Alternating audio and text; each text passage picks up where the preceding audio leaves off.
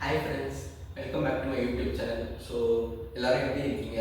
So போன video வந்து உங்கள் ஃபேன் செக்மெண்ட் நீங்கள் கேட்ட கொஸ்டின்ஸ்லாம் ஷார்ட் லிஸ்ட் பண்ணி ஆன்சர் பண்ணியிருந்தேன். ஸோ இந்த வீடியோவும் அதே மாதிரி இது வந்து இப்போ ஃபேன் செக்மெண்ட் பார்ட் 6 இது. அண்ட் அடுத்த வீடியோவும் வரும், அது பார்ட் 7. இதுக்கு முன்னாடி போன ப்ரீவியஸ் வீடியோஸில் பார்ட் 1லேருந்து பார்ட் 5 வரைக்கும் நான் நீங்கள் கேட்ட கொஸ்டின்ஸ்லாம் நான் டிஸ்கஸ் பண்ணியிருந்தேன். எல்லா கொஸ்டின்ஸ்க்கும் நான் ஆன்சர் பண்ணியிருந்தேன். ஸோ இந்த வீடியோ வந்து பார்ட் 6 இது. ஸோ இந்த வீடியோலையும் நான் நிறைய இன்ட்ரெஸ்டிங்கான கொஸ்டின்ஸ் எல்லாம் ஷார்ட் லிஸ்ட் பண்ணி இன்னைக்கு நம்ம இந்த வீடியோ ஆன்சர் பண்ண போகிறேன் நான் உங்களுக்காக. ஸோ அதனால் இந்த வீடியோ ஸ்கிப் பண்ணாமல் ஃபுல்லாக பாருங்கள். ஸோ இந்த வீடியோ வந்து 6th பார்ட், இது பார்ட் 6. அண்ட் அடுத்த வீடியோவும் வரும், அது பார்ட் 7, இது பார்ட் 6. ஸோ அதனால் இந்த வீடியோ ரொம்ப இன்ட்ரெஸ்டிங்காக இருக்க போகுது. ஸோ வாங்க வீடியோக்குள்ள போயிடலாம்.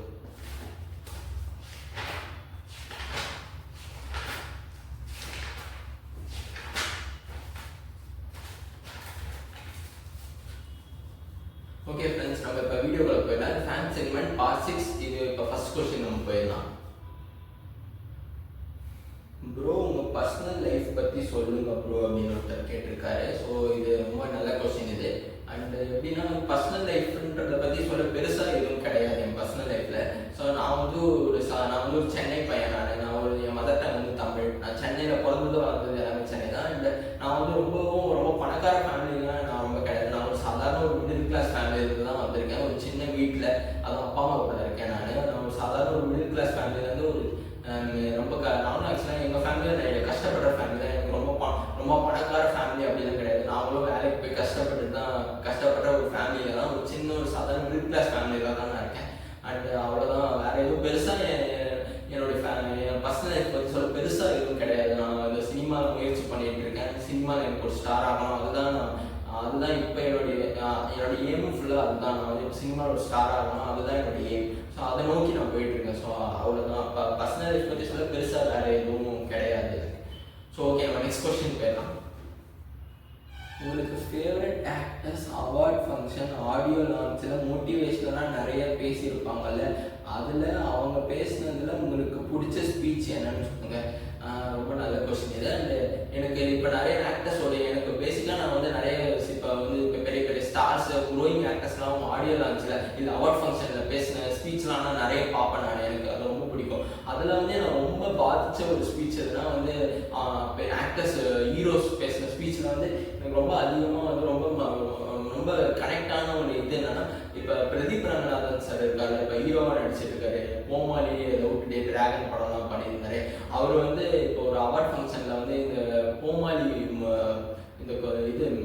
கோமாளி படம் அவார்ட் வாங்குறதுக்காக இப்போ ஒரு சைமா அவார்ட்ஸில் பேசியிருப்பாரு. இந்த மாதிரி என்ன சொல்லியிருப்பாருன்னா, நண்பா முதல் ஸ்டெப்பு தான் கஷ்டம், எப்படியாவது பிடிச்சி வந்திருக்கேன், மற்ற ஸ்டெப்லாம் ரொம்ப ஈஸியாக தான் இருக்குது, நம்ம வரணும் அப்படின்னு சொன்னார். ஆனால் அந்த சொன்ன அந்த டைலாக் எப்பயுமே முதல் ஸ்டெப்பு தான் ரொம்ப கஷ்டம், மீதி ஸ்டெப்லாம் கொஞ்சம் ஈஸியாக தான் இருக்குது அப்படின்னு சொன்னால் அந்த ஒரு சொன்னது என்னை ரொம்ப பாதிச்சிச்சு. அது என் லைஃபோட ரொம்ப கனெக்ட் ஆச்சு. அந்த அவர் சொன்னது அது எனக்கு ரொம்ப இன்ஸ்பிரேஷனாக, அதை வந்து என்னால் அவர் சொன்ன ஸ்பீச்சை எனக்கு ரொம்ப ஒரு மாதிரி ரொம்ப பாதிச்ச ஒரு ஸ்பீச் அது. அதனால அவர் அந்த மாதிரி சொல்லியிருப்பாரு, முதல் ஸ்டெப்பு தான் கஷ்டம், எப்பயாவது வந்துருங்க, மற்ற ஸ்டெப்லாம் ஈஸியாக தான் இருக்கு நண்பா அப்படின்னு நான் சொல்லுவார். ஸோ அதை எனக்கு ரொம்ப பாதிச்சிச்சு. ஸோ இதுதான் எனக்கு ரொம்ப பிடிச்ச ஸ்பீச் நான் சொல்லலாம். அப்புறம் அதை அவர் பேசினது வந்து எனக்கு அவர் ரொம்ப பெரிய ஃபேன் ஆகிட்டேன். அவருடைய ரொம்ப பெரிய ஃபேன் ஆகிட்டேன். நானும் அவரை மாதிரி தான் இந்த ஒரு சினிமா பேக்ரவுண்டும் இல்லாமல் திறமையை நம்பி என்னுடைய உழைப்பை நம்பி சினிமாவில் முயற்சி பண்ணிட்டு இருக்கேன். அவரை மாதிரி நானும் ஒரு பெரிய ஸ்டார் ஆகணும், ஒரு ஹீரோ ஆகணும் சினிமான்ற ஒரு எண்ணத்தோட ஓடிட்டு இருக்கேன். அண்ட் அவர் சொன்னதை வந்து எனக்கு ரொம்ப பாதிச்சிச்சு. அதை உங்ககிட்ட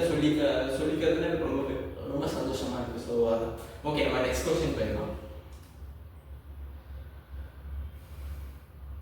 ப்ரோ, நீங்கள் இப்போ சோஷியல் மீடியாவில் ரொம்ப வைரலாக போயிட்டு இருக்கிற this or that challenge videos பண்ணுவீங்களான்னு ஒருத்தர் கேட்டிருக்காரு. கண்டிப்பாக பண்ணலாம் ப்ரோ. நான் அந்த திஸ் ஆர் த சேலஞ்ச் வந்து யூடியூப்லேயும் நான் பார்த்துருக்கேன். நிறைய பேருங்க அதை பண்ணி நல்லா வியூஸ் போகுது, நல்லா லைக்ஸ்லாம் போகுது. அந்த திஸ் ஆர் த சேலஞ்ச் இந்த மாதிரி favourite actor, favourite food, favourite movie அதெல்லாம் அவங்க சொல்லி அந்த பண்ணுறது அதெல்லாம் ரொம்ப ரொம்ப ரொம்ப நல்லா இருக்குது. ஸோ அதை நானும் கண்டிப்பாக பண்ணுவேன். நீங்கள் ரிக்வஸ்ட் பண்ணி கேட்டதுனால நான் உங்களுக்காக நான் பண்ண போகிறேன். ஸோ அது பண்ணுறதுலேயும் எனக்கு ரொம்ப சந்தோஷம் தான். நான் கண்டிப்பாக இன்னும் கொஞ்ச நாள் அதையும் நான் பண்ணுறேன். நீங்கள் கேட்டதுனால உங்களுக்காக நான் அதை பண்ணுறேன். ஸோ அந்த வீடியோ நம்ம கண்டிப்பாக பண்ணலாம். ஸோ நெக்ஸ்ட் கொஸ்டின் போயிடலாம். ப்ரோ, நீங்கள் அஜித் சாரோட கார் ரேசிங் பற்றி அவருடைய அந்த வளர்ச்சியை பற்றி நீங்கள் என்ன நினைக்கிறீங்க அப்படின்னு கேட்டிருக்காரு ஒருத்தர். ஆமாம், அது ரொம்ப நல்லா இருக்குது. இப்போ அஜித் சார் வந்து சினிமாவில் மட்டும் அவர் திறமை மாதிரி கிடையாது. அவர் மற்ற இப்போ ரேசிங், பைக் ரேசிங், கார் ரேசிங்லாம் அவர் சினிமா தாண்டி மற்ற ஃபீல்ட்லேயும் அவர் சாதிச்சிருக்காரு. ஸோ அது நினைக்கும் போது நமக்கு ரொம்ப பெருமையாக இருக்குது. அவர் அஜித் சார் இவ்வளோ பெரிய இந்த வயசுலேயும் வந்து இவ்வளோ கஷ்டப்பட்டு இவ்வளோ ரேசிங்கில் ஜெயிச்சிருக்காரு, கார் ரேசிங்கில் ஜெயிச்சிருக்காரு. அப்புறம் இப்போ சினிமாலேயும் ஒரு பெரிய ஸ்டாராக இருக்காரு, ரொம்ப ஒரு தவிர்க்க முடியாத ஒரு நடிகராக இருக்காரு. ஸோ அது நினைக்கும் போது ரொம்ப பெருமையாக தான் இருக்குது. ஸோ அஜித் சாருடைய அவருடைய சினிமாவில் அவர் படத்துக்கு மட்டும் நான் ஃபேன் கிடையாது, அவர் இந்த மாதிரி அவரோட மற்ற எக்ஸ்ட்ரா கரிக்குலர் இந்த ஆக்டிவிட்டிஸ், இந்த கார் ரேசிங் அதெல்லாம் பண்ணுறாரு, அதுக்கும் நான் ஒரு பெரிய ஃபேன் தான். இப்போ அவர் நிறைய ஜெயிச்சிருக்காரு சார். இப்போ சூப்பராக அவருடைய ஒர்க்கெல்லாம் பார்த்து அவருடைய வளர்ச்சியை பார்த்து எனக்கு ரொம்ப பெருமையாக இருக்குது. ஸோ அவரும் எந்த சினிமா பேக்ரவுண்டும் இல்லாமல் இப்போ அவர் திறமையை நம்பி வந்து இப்போ எவ்வளோ பெரிய ஸ்டாராக இருக்கார் சினிமாவில், மற்ற ஸ்போர்ட்ஸ்லையும் அவர் நல்லா பர்ஃபார்ம் பண்ணுறாரு. ஸோ இதெல்லாம் நினைக்கும் போது எனக்கு ரொம்ப பெருமையாக இருக்குது. அவர் நான் வந்து அவருடைய ஃபேரண்ட்ஸ் சொல்லிக்கிறதுக்கு எனக்கு ரொம்ப பெருமையாக இருக்குது. ஸோ அதான். ஓகே, நம்ம நெக்ஸ்ட் கொஸ்டின் போயிடலாம். நீங்கள் கேப்டன் விஜயகாந்த் சாரை பற்றி உங்களோட ஒப்பீனியன் சொல்லுங்கள். அவர் மக்களுக்காக பண்ண ஹெல்ப் அண்ட் அவரை பற்றி ஃபியூ வேர்ட்ஸ் சொல்லுங்கள். கேப்டன் விஜயகாந்த் சார் வந்து எனக்கு ரொம்ப பிடிச்ச ஆக்டர். அவர் இப்போ அவர் வந்து அது நம்ம இப்போ எனக்கு என்ன ஒரே பார்த்தோம்னா அவர் ரொம்ப உயிரோட இருக்கும்போது அவரை யாருமே நம்ம கொண்டாடவே. ஆனால் அவர் இறந்து போனதுக்கு அப்புறம் அவர் ரொம்ப கொண்டாடுறோம். இப்பயும் வந்து அவர் பல பேரால் பேசப்பட்ட ஒரு ஸ்டாராக இருக்காரு. அவர் இறந்ததுக்கு அப்புறமும் இன்னைக்கு நிறைய பேர் அவரை பற்றி பேசுகிறாங்கன்னா அது ரொம்ப முக்கியம். அது ரொம்ப ஒரு தவிர்க்க முடியாத ஒரு விஷயம் தான். ஏன்னா இப்போ ஆனால் வந்து அவர் உயிரோட இருக்கும்போது அவரை பற்றி யாரும் பேசுகிறாங்கன்னா அவர் இறந்ததுக்கு அப்புறம் அதை பற்றி பேசும்போது தான் எனக்கு ரொம்ப கஷ்டமாக இருக்கு. அண்ட் அவர் விஜயகாந்த் சாரை பற்றி சொன்னால் அவர் வந்து சினிமாவில் மட்டும் ஹீரோ கிடையாது, நிஜ லைஃப்லேயும் ஒரு ஹீரோ. அவர் வந்து கேமரா முன்னாடி மட்டும்தான் நடிப்பார், மக்கள் முன்னாடி நிஜத்தில் அவர் நடிக்க மாட்டார். ஸோ அதுதான் நான் சொல்ல வரேன். அண்ட் அவர் மக்களுக்காக அவர் நிறைய நல்லது பண்ணியிருக்காரு. இப்போ சினிமாவில் ட்ரை பண்ணுறவங்களாம் அவங்க வந்து சொந்த ஊரை விட்டு வந்து சென்னைக்கு வந்து சினிமாவில் தங்கி சாதிக்கணும்னு முயற்சி பண்ணுற பல ஏஜென்ட்களுக்குலாம் அவர் ஃப்ரீயாக ஒரு வீடு கட்டி பில்டிங்லாம் கட்டி கொடுத்துருக்காங்க. அவங்க தங்கிக்கிட்டு பல சினிமாவில் வாய்ப்பை தேடுறோம் அப்படின்னு. அதெல்லாம் எந்த ஆக்டருமே பண்ணது கிடையாது. ஸோ அதனால அவருடைய அந்த நல்ல மனசுக்கு எல்லாமே அவருடைய நல்ல மனசுக்கு எல்லாமே நல்லதே பண்ணணும்னு நினைக்கிறேன். அந்த ஒரு மனப்பான்மை எனக்கு ரொம்ப பிடிச்சிருக்கு. அதனால விஜயகாந்த் சார் வந்து சினிமாவில் மட்டும் ஹீரோ கிடையாது, நிஜ லைஃப்லையும் தான் அவர் ஒரு பெரிய ஹீரோ. ஆனால் இப்போ வந்து அவர் வந்து நம்ம கூட இல்லை. அது நினைக்கும் போது எனக்கு ரொம்ப வருத்தமாக தான் இருக்குது. அண்ட் விஜயகாந்த் சார் வந்து விஜயகாந்த் சார் வந்து ஒரு பெரிய வந்து ஒரு பாலிடிக்ஸ்லையும் அவர் நல்லா பர்ஃபார்ம் பண்ணுறாரு. சினிமாவிலும் நிறைய படங்கள் நடிச்சிருக்காரு, நல்ல டைலாக்லாம் பேசி சூப்பராக நடித்து மக்களை நல்லா என்டர்டெயின், அவர் உயிரோடு இருக்கிற வரைக்கும் அவ்வளோ என்டர்டெயின் பண்ணியிருக்காரு மக்களை. ஸோ அது ரொம்ப பாராட்டக்கூடிய விஷயம் தான் அது. அண்ட் இப்போ அவர் நம்ம கூட இல்லைன்றதை நினைக்கும் போது எனக்கு ரொம்ப வருத்தமாக தான் இருக்குது. ஸோ அதனால் விஜயகாந்த் சாரை பற்றி என்னோட ஒப்பீனியனை நீங்கள் கேட்டதுனால உங்ககிட்ட நான் அவரை பற்றி நல்லா பெருமையாக சொல்லியிருந்தேன். அண்ட் நிஜமானே அவர் வந்து இவ்வளோ நல்லது பண்ணியிருக்காரு, மற்ற ஆக்டர் பண்ணாத அளவுக்கு அவர் நல்லது பண்ணியிருக்காருன்னு நினைக்கும் போது நம்ம தமிழ் சினிமாவுக்கு அது ரொம்ப ஒரு பெருமையான விஷயம்னு நான் நினைக்கிறேன். ஸோ அதுதான். நெக்ஸ்ட் ஒரு கொஸ்டின் போயிடலாம்.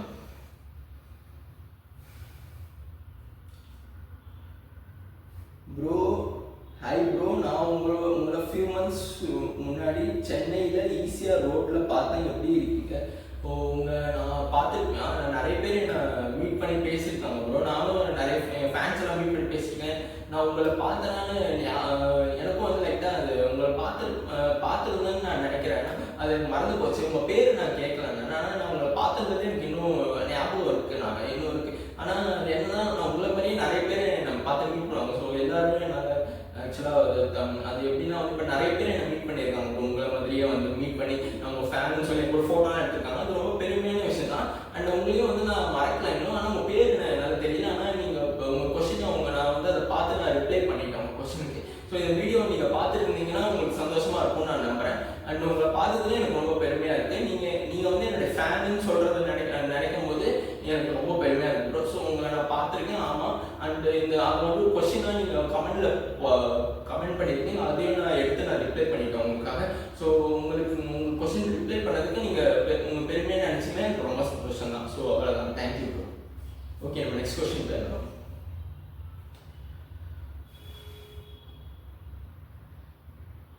ப்ரோ, இப்போ ஒரு ஃபிலிம் மேக்கராக ஆகணும்னா நான் ஃபிலிம் ப்ரொடியூசரை எப்படி போய் அப்ரோச் பண்ணுறது? ப்ரொடியூசர் நம்ம கிட்ட இருந்து என்ன மாதிரி ஸ்கிரிப்ட் ஸ்டோரி லைன் எதிர்பார்க்குறாங்கன்னு ஒருத்தர் கேட்டுருக்காரு. ஆக்சுவலாக வந்து ஒரு ஃபிலிம் மேக்கராக நம்ம ஆகணும்னா அதை வந்து எப்படின்னா இப்போ நம்ம ப்ரொடியூசர் ஃபிலிம் ப்ரொடியூசர் நம்ம மீட் பண்ணுறோம், அப்ரோச் பண்ணுறோம்னா அவங்ககிட்ட ஸ்டோரி நரேட் பண்ணும்போது அவங்க வந்து எப்படின்னா நம்ம அந்த நரேட் பண்ணுறது நம்ம ஸ்டோரி அந்த நரேஷன் அதை நம்ம எப்படி நம்ம நரேட் பண்ணுறோம் அதில் அவங்க இம்ப்ரெஸ் ஆகிட்டாலே அவங்க ஸ்டெப்பை அவங்க மூவ் பண்ணுவாங்கன்னு நான் நினைக்கிறேன். ஏன்னா வந்து இப்போ நான் என்னுடைய பர்சனல் ஒப்பீனியன் நான் சொல்லணும்னா, இப்போ வந்து ஒரு பவுண்ட் ஸ்கிரிப்டை நம்ம ரெடி பண்ணி நம்ம அதை போய் ப்ரொடியூசர் கிட்ட கொடுக்குறோம்னா அது அவங்க அவ்வளோ இதுவும் அவங்களால படிக்க முடியாது. அதனால அவங்க என்ன பண்ணுவாங்க, ஜஸ்ட் ஒரு சினாப்சிஸ் மாதிரி ரெடி பண்ணி கொடுக்க சொல்லுவாங்க. சினாப்சிஸ்னு அதில் வந்து நம்மளுடைய கதையை வந்து ஒரு சிங்கிள் இல்லை ஒரு 2 பேப்பரில் நம்மளுடைய மொத்த கதையை நம்ம வந்து டைப் பண்ணி நம்ம அவங்ககிட்ட ப்ரெசென்ட் பண்ணோம்னா அதை படிச்சுட்டு அவங்க அதில் இம்ப்ரெஸ் ஆனாங்கன்னா நம்மளை கூப்பிடுவாங்க, அடுத்த ஸ்டெப் அவங்க மூவ் பண்ணுவாங்க. உங்கள் சினாப்சிஸ் ரொம்ப நல்லா இருக்கும், உங்கள் பவுண்ட் ஸ்கிரிப்டை கொடுங்க அப்படின்னு அவங்க கேட்பாங்க. ஸோ அப்போ நீங்கள் உங்கள் பவுண்ட் ஸ்கிரிப்டை அவங்க கிட்ட கொடுக்கலாம். இந்த ஸ்க்ரீன் பிளே ரைட்டிங், ஸ்கிரிப்ட் ரைட்டிங்லாம் வந்து அதெல்லாம் நம்ம வந்து பவுண்ட் ஸ்கிரிப்ட் ஃபஸ்ட்டு அந்த இது ஓகே ஆயிடுச்சுன்னா நம்ம அதனால நம்ம ஏடி வச்சு நம்ம டைப் பண்ணிக்கலாம். ஸோ அப்படிதான் அப்போ வந்து ஸோ இது மாதிரி நம்ம சினாப்சிஸ் ரெடி பண்ணி கொடுக்கறதுனால நம்மளுக்கு வந்து நம்ம அந்த சினாப்சிஸ் கொடுக்கும் போது நம்ம அந்த 2 பேஜில் நம்மளால எவ்வளோ மேக்ஸிமம் நம்மளால ஒரு கதையை எப்படி அவங்க ஒரு சொல்ல முடியுமோ அதை நம்ம மேக்ஸிமம் பார்த்துக்கணும். ஸோ அப்படிதான் ஒரு சினாப்சிஸை வந்து ப்ரொடியூசர் கிட்ட நம்ம கொடுக்கறதுனால அதை அவங்களுக்கு பிடிச்சி போச்சுன்னா தான் வந்து நம்மளை கூப்பிடுவாங்க, தவிர மற்றபடி அது நம்மளை கூப்பிட மாட்டாங்க. ஸோ அதான் நினைச்சோம். ஸோ இப்படி தான் நம்ம ஒரு ப்ரொடியூசரை நம்ம போய் அப்ரோச் பண்ணணும். நீங்கள் ஒரு ஃபிலிம் மேக்கர் ஆகணுன்றது என்னுடைய தனிப்பட்ட ஒப்பீனியன். நான் என்னுடைய தனிப்பட்ட ஒப்பீனியன் தான் சொன்னேன். நீங்கள் வேற யார்கிட்டயும் கேட்டீங்கன்னா அவங்க வேற கூட சொல்லுவாங்க. ஸோ அதில் நீங்கள் உங்களுக்கு தெரிஞ்சவங்க கிட்ட கேட்க நான் என்னுடைய ஒப்பீனியனை நான் சொல்லிட்டேன். ஸோ அதுதான். ஸோ ஓகே, நம்ம நெக்ஸ்ட் கொஸ்டின் போயிடலாம்.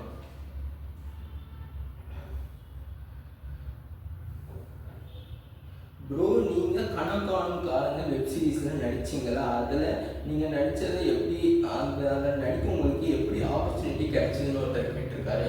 ஸோ ஆக்சுவலாக வந்து நான் எப்படி வந்து நான் கணக்கானும் காலங்களில் நான் ஜூனியர் ஆர்டிஸ்டாக நடிக்கும்போது நான் அது நடந்த ஒரு 2 இயர்ஸ்க்கு முன்னாடி நான் நடித்தேன். நான் அது கணக்கானும் காலங்களில் ஒரு ஜூனியர் ஆர்டிஸ்டாக நான் நடித்தேன். அது எனக்கு எப்படி கிடைச்சதுன்னா, நான் வந்து இந்த மாதிரி நான் ஆக்சுவலாக அந்த ஜூனியர் நான் வந்து அந்த ஆடிஷன் எப்படி போனேன்னா வந்து நான் ஜூனியர் ஆர்டிஸ்டாக தான் நான் போனேன். அந்த ஷூட்டிங்க்கு சாதாரண ஒரு சைடு ஆர்டிஸ்டாக தான் போனேன். அப்படி போகும்போது அந்த ஷூட்டிங் எடுத்துகிட்டே இருக்கும்போது தான் வந்து இந்த மாதிரி கூப்பிட்டாங்க. இந்த மாதிரி ஒரு ரோல் இருக்குது, இந்த மாதிரி நீங்கள் இந்த மாதிரி டைலாக் இருக்காது, ஆனால் வந்து நீங்கள் இந்த மாதிரி ஒரு ரோல் இருக்குது, இங்கே வந்து நீங்கள் கேமராவில் தெரிவிங்க, நீங்கள் அதை வந்து டெலிகாஸ்ட் ஆகும், அது ஓடிடியில் டெலிகாஸ்ட் ஆகும், நீங்கள் நடித்த வீடியோ, ஆனால் டைலாக் இருக்காதுன்னு சொன்னாங்க. சரி ஓகே, நானும் நடிக்க தானே ட்ரை பண்ணுறேன், நம்ம நடிப்போம், என்ன ரோல் கிடைக்குதோ நடிப்போம், அப்படி போனது தான் அது இந்த மாதிரி ஆகும்னு எனக்கு தெரியாது. நான் எதிர்த்தே ஜூனியர் ஆர்டிஸ்டாக போனேன் நான் கணக்கான அவங்களுக்கு. அப்போ அங்கே இருக்கும்போது ஷூட்டிங் ஸ்பாட்னா அவங்களாம் கூப்பிட்டு எனக்கு அந்த ரோல் கொடுத்தாங்க. ஸோ அப்படி தான் கிடைச்சது அது. இப்போ இந்த மாதிரி அப்போ வந்து இந்த மாதிரி நீங்கள் ஜூனியர் ஸ்டூடெண்ட்ஸாக நீங்கள் நடிப்பீங்க, ஜூனியர் ஆர்டிஸ்டாக நடிப்பீங்க, சீனியர்ஸ் வந்து உங்ககிட்ட பேசுவாங்க அப்படின்னு சொல்லியிருந்தாங்க. ஸோ அப்படி தான் அது ஆப்பர்ச்சுனிட்டி கிடைச்சது. நான் வந்து அந்த ஷூட்டுக்கு வந்து ஜூனியர் ஆர்டிஸ்டாக போனேன்னா அப்போ வந்து இந்த மாதிரி கூப்பிட்டு இந்த மாதிரி ரோல் இருக்குது அப்படின்னு சொல்லி கொடுத்தாங்க. ஸோ அப்படி தான் எனக்கு அந்த ஆப்பர்ச்சுனிட்டி கிடைச்சது. அப்படி தான் நான் நடித்தேன் நான். ஸோ ஓகே, நம்ம நெக்ஸ்ட் கொஸ்டின் போயிடலாம்.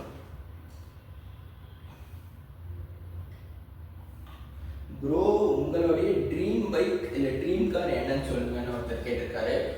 இது ரொம்ப நல்ல கொஸ்டின். எனக்கு வந்து ஃபியூச்சரில் நான் வாங்கணும்னா வந்து நான் என்ன பைக் வாங்கினா எனக்கு ரொம்ப பிடிச்ச பைக் வந்து எதுனா BMW பைக் எனக்கு ரொம்ப பிடிக்கும். BMW பைக் அதை எப்படியாவது நான் வாங்கணும்னு அதை நான் எப்படியாவது வாங்கணுன்றதே என்னோட ட்ரீம் தான். அது எனக்கு BMW பைக் ரொம்ப பிடிக்கும். அண்ட் காரில் கேட்டிங்கன்னா எனக்கு ரொம்ப பிடிச்ச கார் வந்து ரோல்ஸ் ராய்ஸ் கார் எனக்கு ரொம்ப பிடிக்கும். அந்த காரை நான் எப்படியாவது வாங்கணுன்றது என்னுடைய எய்ம், அது என்னுடைய ரொம்ப ட்ரீம். எனக்கு நான் எப்படியாவது ரோல்ஸ் ராய்ஸ் காரில் போய் ஆகணும், நான் அந்த காரை வாங்கணும் அப்படின்றது என்னுடைய ரொம்ப ட்ரீம் வந்து. ஸோ அந்த பைக்கில் வந்து BMW பைக் ரொம்ப பிடிக்கும். அந்த காரில் வந்து ரோல்ஸ் ராய்ஸ் கார் பிடிக்கும். அதை தவிர பைக்கில் மற்ற பைக்லாம் கேட்டிங்கன்னா ராயல் என்ஃபீல்டில் புல்லட் பைக்கில் அதெல்லாம் ராயல் என்ஃபீல்டு பைக் ரொம்ப பிடிக்கும். அண்ட் கார் வந்து ரோல்ஸ் ராய்ஸ் கார் ஃபஸ்ட்டு பிடிக்கும். அண்ட் அதுக்கு அடுத்து வந்து இந்த கார், நெக்ஸ்ட் வந்து BMW கார், அண்ட் நெக்ஸ்ட் இது ஆடி கார். அந்த கார்லாம் எனக்கு ஜாகுவார் கார் எனக்கு ரொம்ப பிடிக்கும். ஸோ அதான் என்னுடைய ட்ரீம் பைக், என்னுடைய ட்ரீம் கார்ஸ். இதுதான் தான் நான் ஃபியூச்சரில் நான் வாங்கணும்னு நான் ட்ரீமோட இருக்கிற பைக் அண்ட் கார்லாம் இதுதான். நான் நீங்கள் கேட்டதுனால உங்ககிட்ட நான் சொல்லிட்டேன். ஸோ ஓகே, நம்ம நெக்ஸ்ட் கொஸ்டின் போயிடலாம்.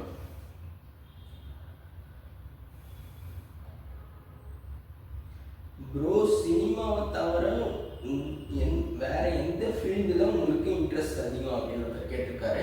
எனக்கு வந்து சினிமாவில் நான் சின்ன வயசாக இருக்கும்போது வந்து நான் ஸ்போர்ட்ஸ்லாம் நிறைய நான் கான்சென்ட்ரேட் பண்ணேன். நிறைய அவார்ட்ஸ் வாங்கியிருக்கேன் ஸ்போர்ட்ஸில். இந்த kabaddi, long jump, athletics, karate, அது இந்த இன்டோர் கேம்ஸ் வந்து செஸ்ஸு, அதெல்லாம் தான் நான் நிறைய ப்ரைஸஸ் வின் பண்ணியிருக்கேன், ட்ராஃபிஸ் ஜெயிச்சிருக்கேன் நான் சின்ன வயசாக இருக்கும்போது.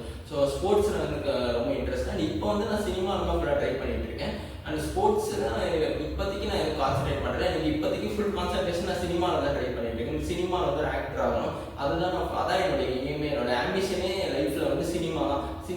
சாதிக்கணும், சினிமாவில் ஒரு பெரிய ஆக்டர் ஆகணும், ஒரு ஹீரோ ஆகணுன்ற எண்ணத்தோட தான் நான் முயற்சி பண்ணிட்டு இருக்கேன். ஸோ சினிமாவில் சாதிக்கணுன்றது என்னுடைய ஆம்பிஷன், அது எல்லாமே சினிமா. அதனால நான் சினிமாவில் எப்படியாவது ஜெயிக்கணுன்ற எண்ணத்தோட நான் இப்போ ஓடிட்டு இருக்கேன். ஸோ அதுதான் இப்போ இன்ட்ரெஸ்ட்லாம் வந்து சின்ன வயசில் ஸ்போர்ட்ஸில் எனக்கு இன்ட்ரெஸ்ட் இருந்துச்சு. அது நீங்கள் கேட்டீங்க, உங்களுக்காக நான் அதை நான் சொல்லிட்டேன். சின்ன வயசில் ஸ்போர்ட்ஸில் வந்து நான் நிறைய அவார்ட்ஸ்லாம் வாங்கியிருக்கேன். ஸோ அதில் சின்ன வயசில் வந்து ஸ்போர்ட்ஸில் இன்ட்ரெஸ்ட் ஆச்சு. இப்போ நான் வந்து ஃபுல்லாக சினிமாவில் தான் நான் ட்ரை பண்ணிட்டு இருக்கேன். ஸோ அவ்வளோதான். ஸோ நீங்கள் கேட்ட கொஸ்டின்ஸ்லாம் முடிஞ்சிருச்சு. ஸோ இந்த வீடியோ நம்ம எதோ முடிச்சுக்கலாம். ஸோ நீங்கள் கேட்ட எல்லா கொஸ்டின்ஸும் நான் ஆன்சர் பண்ணிட்டேன். அடுத்த வீடியோ பார்ட் 7 வீடியோ வரப்போகுது. ஸோ அதுக்கும் உங்கள் சப்போர்ட்டை நீங்கள் கொடுப்பீங்கன்னு நான் நம்புறேன். இந்த வீடியோ உங்களுக்கு பிடிச்சிருந்தா லைக் பண்ணுங்கள், ஷேர் பண்ணுங்கள், சப்ஸ்கிரைப் பண்ணுங்கள். மறக்காம நம்ம சேனலை வந்து எல்லாருக்கும் ஷேர் பண்ணுங்கள். ஸோ நெக்ஸ்ட் வீடியோ வந்து உங்களை பார்க்குறேன். So thank you. நெக்ஸ்ட் வீடியோ வந்து பார்ட் 7 வீடியோ இருக்குது. ஸோ அதில் வந்து இது வரைக்கும் நான் ரிப்ளை பண்ண முடியாத கொஸ்டின்ஸ்னால் நான் அந்த நெக்ஸ்ட் வீடியோ ரிமைனிங் கொஸ்டினாக நான் அதில் உங்களுக்காக ரிப்ளை பண்ணுறேன். ஸோ இந்த வீடியோ மறக்காமல் சப்போர்ட் பண்ணுங்கள். எனக்கு உங்களுடைய சப்போர்ட் ரொம்ப தேவை. அதனால் உங்களுக்கு முடிஞ்ச அளவுக்கு உங்களுடைய பாசிட்டிவ் ரெஸ்பான்ஸ் அண்ட் சப்போர்ட் கொடுப்பீங்கன்னு நான் நம்புகிறேன். So thank you so much. பாய்.